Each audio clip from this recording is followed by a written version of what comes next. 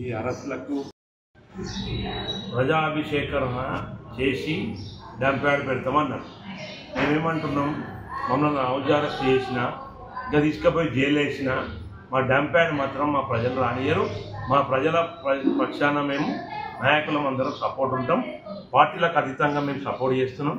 ఇంకోటి, డంప్యాడ్ వస్తే మాత్రం ఖచ్చితంగా మీకు తెలుసు ఈసారి ఇంకా ప్రజాక్షేపకరణ జరగలేదని చెప్పి మీరు ఎంఆర్ఓ గారు మన గత రెండు నెలల కింద నోటీస్ బోర్డులో పెట్టడం జరిగింది.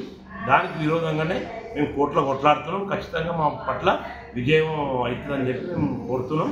కాబట్టి మీరు ఇప్పటికైనా అధికారులు మమ్మల్ని రెచ్చగొట్టి, ప్రజలను రెచ్చగొట్టి, ఎవరినో రెచ్చగొట్టి మనం నంచేయాలని చూస్తే మాత్రం ఇది మంచి సాంప్రదాయం కాదు.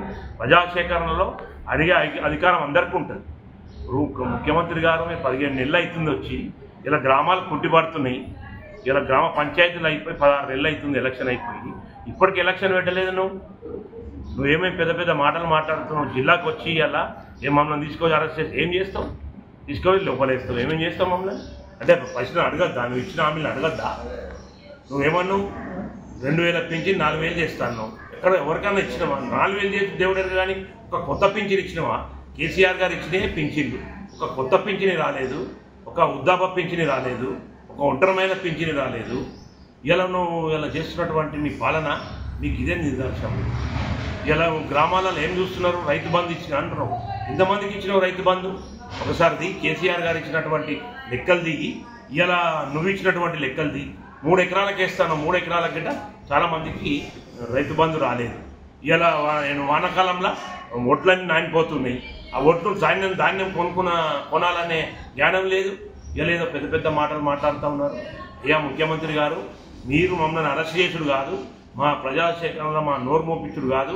మీరు ఇస్తున్న హామీలు అయితే ఏవైతున్నాయో రైతు బంధు ఇవ్వండి, పింఛని ఇందిరమ్మ ఇల్లు ఇస్తాను ఇయ్యు. ఇలా ఏమైనా ఒంటరి మహిళలకు పింఛని అప్పుడు చేసినటువంటి కేసీఆర్ ఒక పింఛని ఇవ్వలేదు. మహిళలకు స్కూటీలు ఇస్తాను, మహిళలకు 2500 రూపాయలు ఇస్తాను. ఎక్కడ పోయినాయి ఇవన్నీ? ఏం చేసినావు? ఒక గ్రామ పంచాయతీలో ₹1 ఇవ్వలేదు. ఇప్పటికి నువ్వు 1,00,000 రూపాయలు ఇవ్వలేదు. మా ప్రజలంతా కట్టినటువంటి ట్యాక్స్ పైసలు తీసుకుపోయి ఎస్టీఓలో జమ చేస్తే ఆ పైసలు మీరు వాడుకున్నది. ఇవాళ నువ్వు ఏ గ్రామ పంచాయతీ పోదాంపా. ఇలా అంతో ఇంతో ఆ కేంద్ర ప్రభుత్వం నుంచి ఎన్ఆర్జీఎస్ ద్వారా వస్తున్నటువంటి డబ్బులే ఆ ఊర్లలో కొంచెం 1-2 జరిగినట్టుంది మా ప్రభుత్వం పోయినాక.